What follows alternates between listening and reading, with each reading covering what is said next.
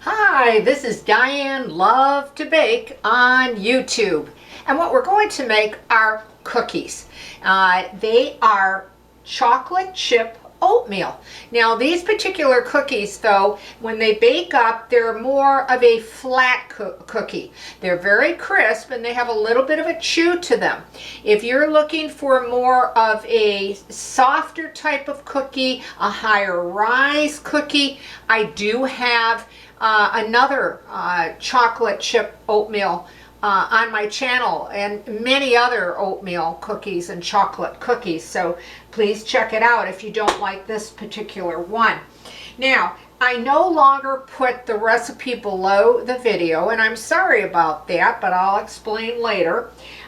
So if you want to jot down, I will hopefully go through the ingredients slowly enough and clearly enough that you'll be able to get it down. And I generally go back and repeat things too, okay? So let's get started. First off, you can make this recipe with your hand mixer if you prefer. Again, I like to use my stand-up because of the videos. It makes them move along a lot faster, and I prefer it. So we're going to start off with butter. Now it's been at room temperature. My kitchen is quite warm right now, so this should probably break up and cream pretty easily. You'll need 1 cup of butter. Now, if you don't have butter or you don't like butter or whatever the reason, you can use margarine if you prefer. And these cookies will come out very good. I think they're actually better if you use butter, but you can give it a try either way and then find out what you think is the best. So anyway, that's the 1 cup. I cut it into small pieces, and I think it's easier to cream it and faster. Now, I'm going to warn you about the sound of the mixer because it can come out kind of loud. So I'll try to give you a heads up and remember to remind you to adjust your sound or prepare for it, okay? So I'm going to turn it on again. Watch the volume, okay?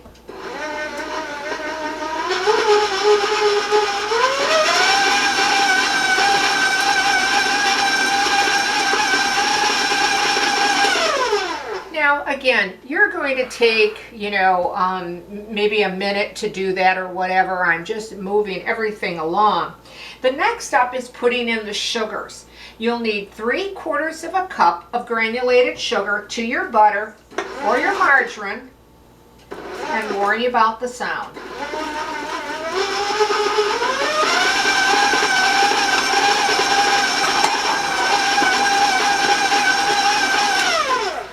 You'll want to cream your butter and your sugar, so it's going to take you 2 or 3 minutes just so they become very velvety and very smooth. The next thing is you're going to be putting in 3/4 of a cup of brown sugar. So mine's been sitting a little bit, so it's become a little bit dry here and holding its shape. Okay, that was 3/4. So we have 3/4 of the granulated, 3/4 of the brown, and 1 cup of butter so far. Warn you about the sound.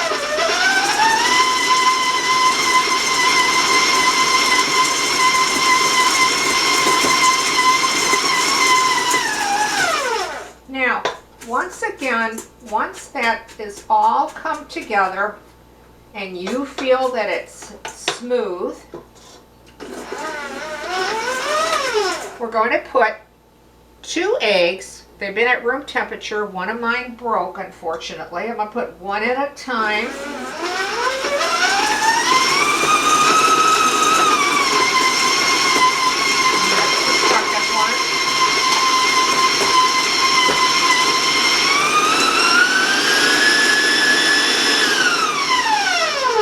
Now, I used a much higher speed than I normally would, but again, really blend it very well, okay? We're also going to be putting in 1 teaspoon of vanilla into that, 1 teaspoon.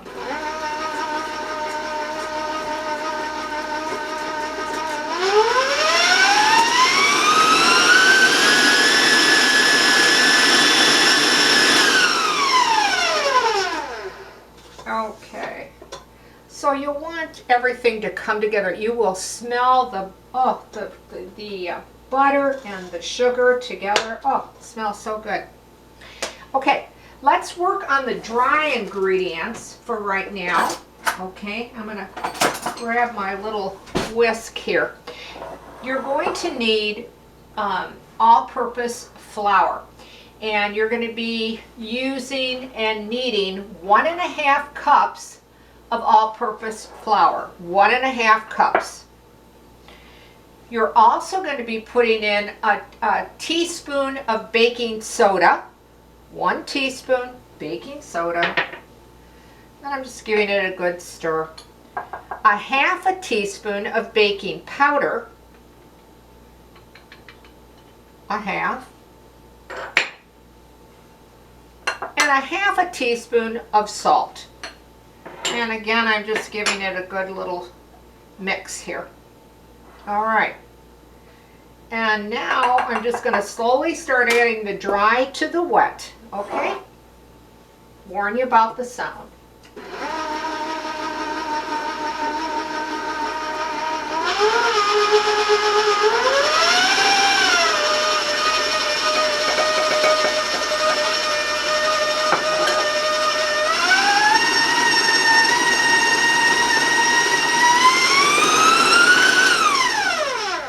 Now, you can see how quickly everything comes together. I'm just kind of checking because it kind of sticks to the bottom of the mixing bowl, so I want to make sure it's all blended well. But anyway, that's so far what we got as far as the cookie dough. Okay, and the next, of course, we need oatmeal. So we're going to need 2 cups of cooking oats. It is uncooked, in case that question comes up. You can use the quick cooking oats. I'm actually just using my regular oats, and that is 2 cups, and we'll beat that in.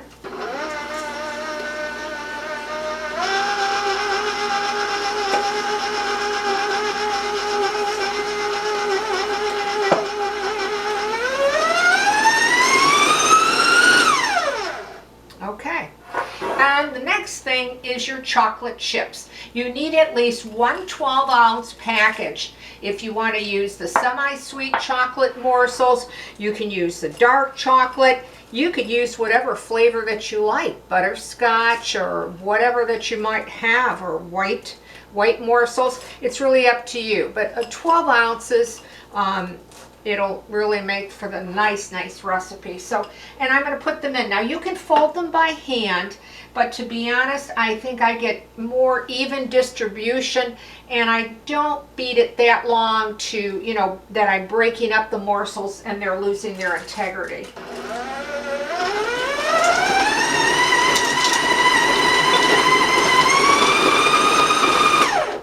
Okay. And now I'm just going to take my paddle out of here, pull that mixer out of the way, and just take out my excess. I like to get a lot of it off because, you know, baking is so expensive these days that you don't want to waste, you know.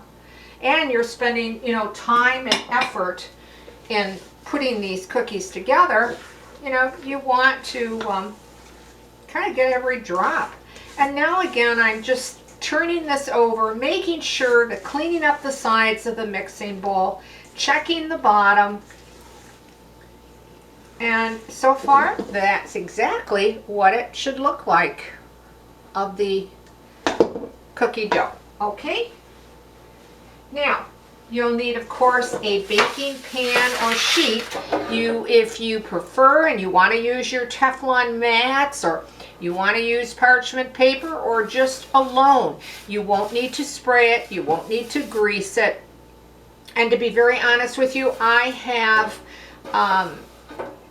done both. Sometimes I use my parchment paper, and sometimes I don't. And I really found in this particular recipe really no difference. Now I'm using this particular scoop today, and it's probably about a tablespoon. So if you don't have a scoop, don't like scoops, you know, about a tablespoon. Okay, now they are going to spread out a little bit. So, you know, I would give them at least an inch or inch and a half, that kind of thing. Now you're going to preheat your oven to 375 degrees, okay? And these cookies will bake up for you in about 8 to 10 minutes. And I always say this, but it bears repeating, is that our oven's set up so differently that, you know, you might run a little less, you might run a little more. This particular cookie, as it bakes and it flattens out in baking, it becomes very crisp. So you don't want to overbake them, but you don't want them underbaked, because you'll see when you check on them, if they're not cooked, you can definitely tell they're still raw. So, you know, play with the time that's best for you and your oven, okay? Now, I'm going to just rinse my hands quickly because I'm working with, you know, raw cookie dough. And I'd like to show you what they look like once they're baked up. Now, I get about 3½ dozen of these cookies using that scoop. If you want to go down to a teaspoon, you probably could get, you know, seven dozens or 7½. But those to me are a little bit small. I really like when I serve cookies that I've made that people can have a decent size cookie, you know. But again, you know, if you want to make them smaller, you're going to yield more. You're going to double, and you know, it's really up to you. But anyway, these are how they do bake up. They will have a hard surface on the top and on the bottom, okay? I bake mine to about a medium brown. And then when you break open to them, you will notice that they're very crisp, but they have a bit of a chew to them, okay? These are great dunkers. In other words, to dunk in, you know, hot chocolate or hot milk or chocolate milk or coffee or tea.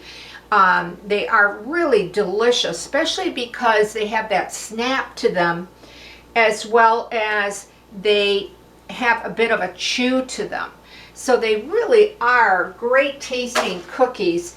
And but you know, they will have a flat bottom and they have a relatively flat top to them. They're not, you know, the real, you know, tall or you know, fat cookies. They tend to be flatter.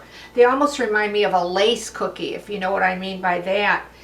But anyway, they are great tasting cookies. If you try this recipe and you like it, we'll leave a comment, because I'd like to hear from you.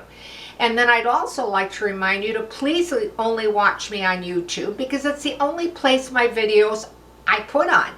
And sorry that I don't put the recipe on, and I'm not alone on this, but I became very frustrated that when I see people write to me or comment, and somebody has taken my work and posted it and pinned it and claimed it as theirs, how frustrating it is that I can't answer the very person that took the time to write to me.